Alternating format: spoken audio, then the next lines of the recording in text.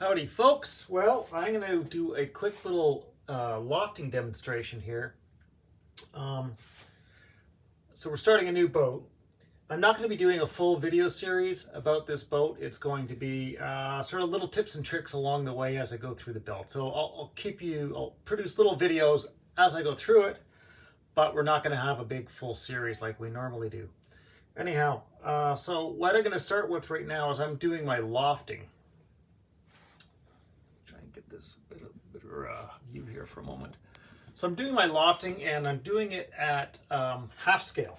So I'll just pull this board back for a second so you can see.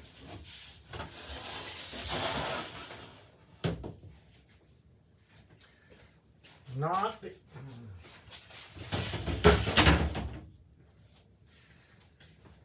all right, so I've outlined my lines here in tape.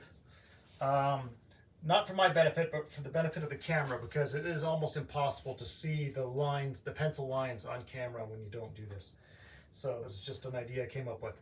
So the idea behind lofting at half scale is I get to work more conveniently. I can stand up here at a table. I don't need a giant table or a giant lofting floor to do the lofting. I don't have to crawl around on my hands and knees. So those all sound like positives. What are the negatives? Well, you lose a certain amount of accuracy. This boat that I'm building right here is just a little 12-foot rowing boat. It's a flat bottom, traditionally built skiff.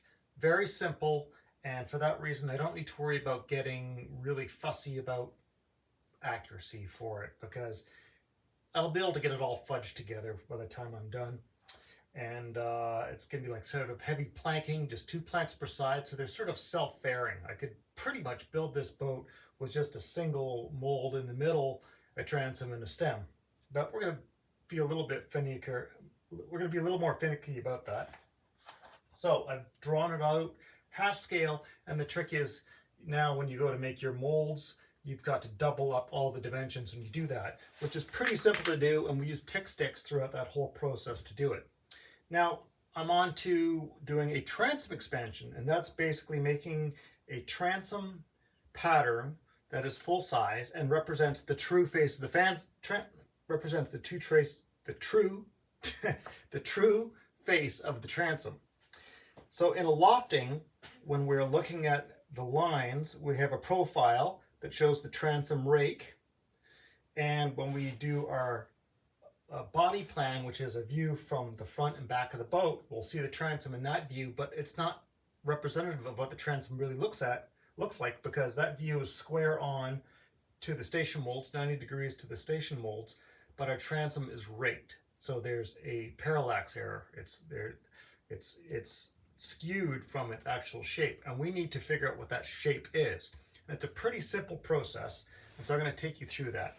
So down here, I know this is going to be really hard to absorb. Don't worry about the lines you're seeing on the board here. Worry about what I tell you I'm doing as I'm using those lines.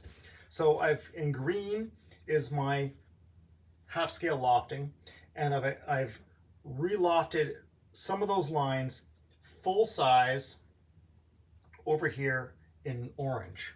And these little bits of blue tape represent the thickness of my transom.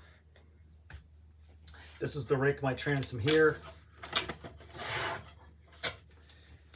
Essentially, this blue tape, I'm going to take this off because it's going to confuse matters a little bit. Maybe it won't. This blue tape here represents what the thickness of my transom would look like from the side, relatively speaking. Essentially, it's a 7/8 inch thick transom. Okay, now let me bring this board over.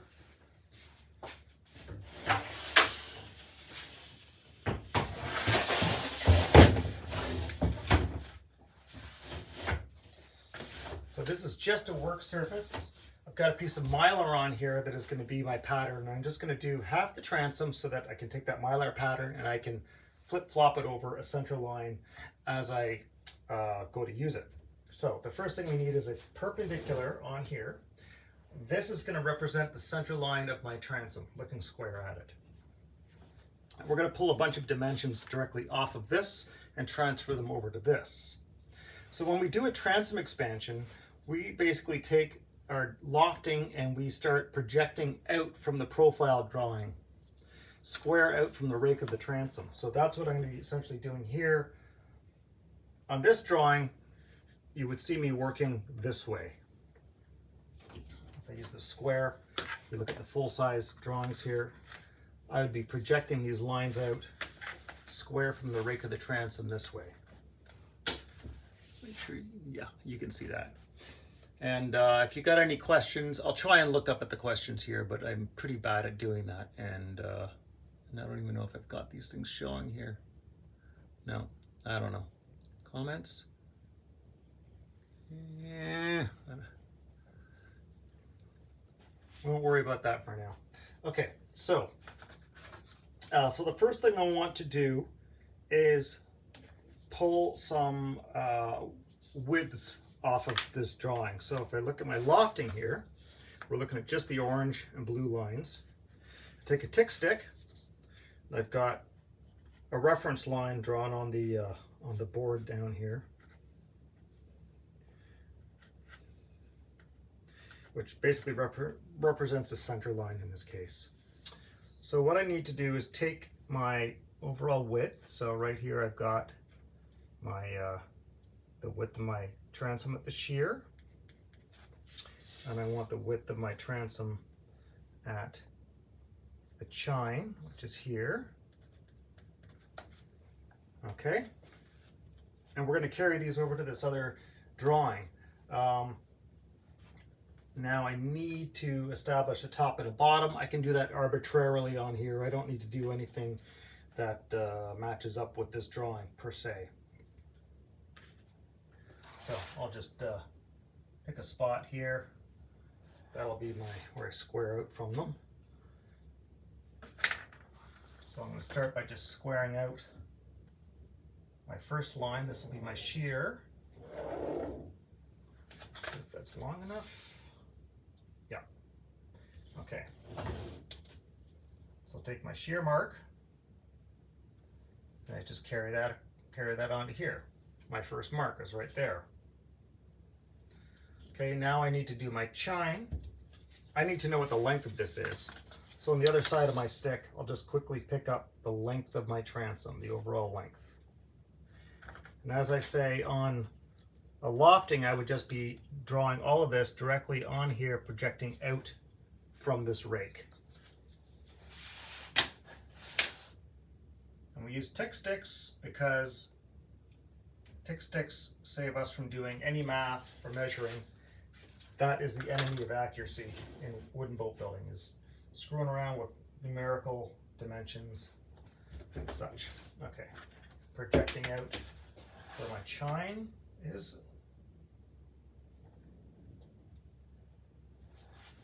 Okay,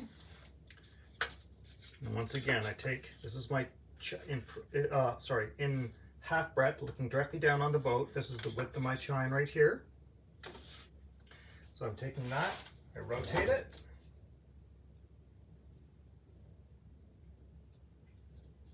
That's not quite far enough out.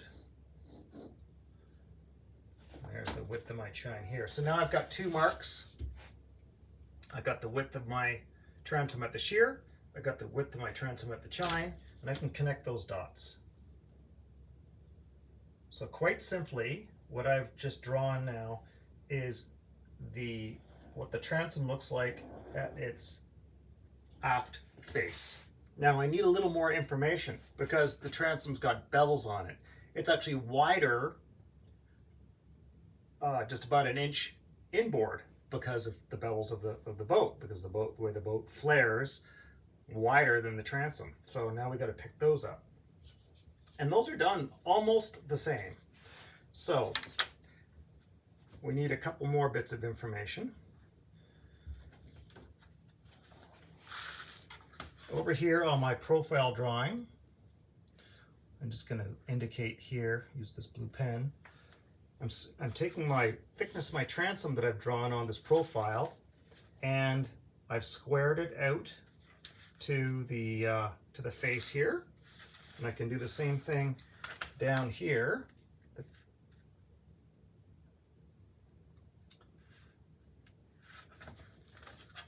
I should, excuse me for a moment.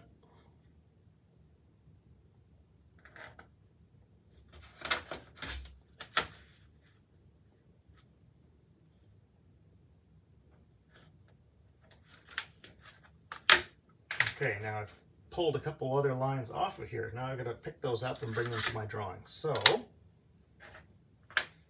if I take the back of my ruler here, got my shear mark, and now I need to pick up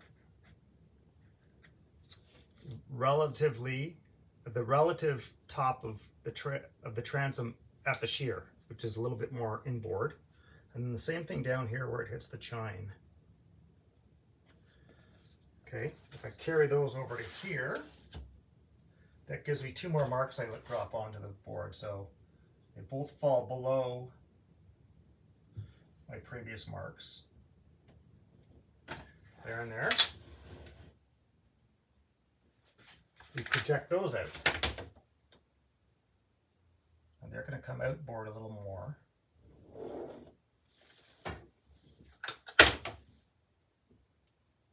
And they're not the same distance because the bottom of the boat rakes downward. It's going to give us a little bit more of a distance between those lines. Okay, so those are done. Now I go back to my half breadth view where I've done a similar thing. I've projected where the thickness of the transom crosses that shear line, and I project it down onto the next view.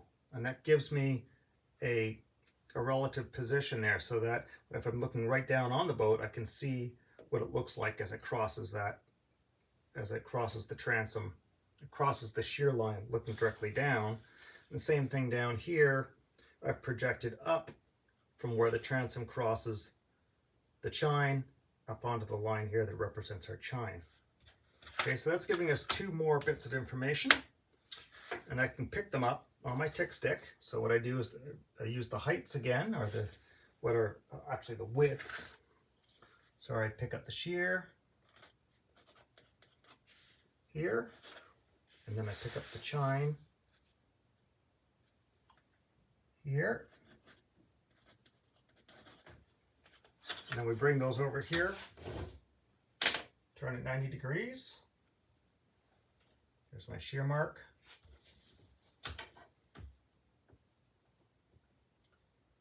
There's my chine mark. And once again, we just connect the dots.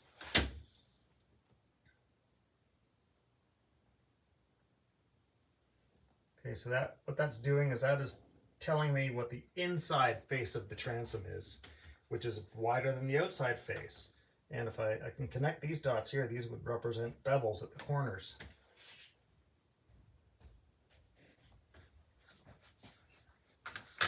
And that's all there is to it. That's everything. I could pull off a numerical angle here at the bottom because it's in profile. That would give me an accurate dimension for this angle. And I can't really do that at the shear because we want the transom to expand beyond that. So I'll actually bring this transom up sort of maybe 2 inches actually. And I know I've got 3 inches that is on the way I'm going to set up the boat. I'll have 3 inches of height above my strong back, so I could extend that transom out to 3 inches larger. Or if I didn't want to commit that extra wood for some reason, maybe I'm tight on wood and I don't have a lot to work with, I can just go with the 2 inches and just put some blocking on the end. And of course, if this is going to be a shapely transom, and I'll just sketch this in. We might have a transom crown, something like this, and you bring it down and give yourself a little bit of elbow room at the end. Maybe you put a sculling notch in there, something like that. But that's the basics of it. We're just taking some very simple information that's on these views, picking up some widths, and then projecting those widths off of a center line. And that center line is representing the break of the transom. It's really as simple as that. We're doing this, taking this, and we're dropping it down that way. And that's what this drawing is. So when I go to make my transom, I don't need to know what these angles are. All I really need to know is that the outer lines here represent the inside face of my transom, and I can lay that off on my transom material and draw those lines. I can cut to those lines confidently, and then I can take this Mylar and I can put it on the outboard face of my transom, and I can transfer these other lines to it. And all I need to do is make sure I connect the dots. I can bevel those off by hand to meet those. Or I could figure out exactly what that angle is and cut that angle with a circular saw or bandsaw or whatever. Sometimes I do that, sometimes I don't. Sometimes I find it easier just to cut them square and worry about figuring out the bevel later on and planing it down by hand, because there's really not that much wood to remove. Okay, well, I hope that is remotely useful to you. I'm just going to check some comments here before I take take off. Let's go to the, sorry, Pocket Farmer had to hit the beer store. And Matt Evans Cock, one of my most loyal Patreon supporters. Hey Mark, didn't know you're doing this. What a great way to spend the evening. Yeah, Matt, I just decided to sort of pull this out and do it quick and dirty. I thought about making a longer video, but it was just easier to knock this out real quick. And then my brother is asking for my squirrel trap, so I guess I'll be running that out to him tomorrow. Okay. Thanks, folks. We'll see y'all later. Ciao for now. Signing off somehow.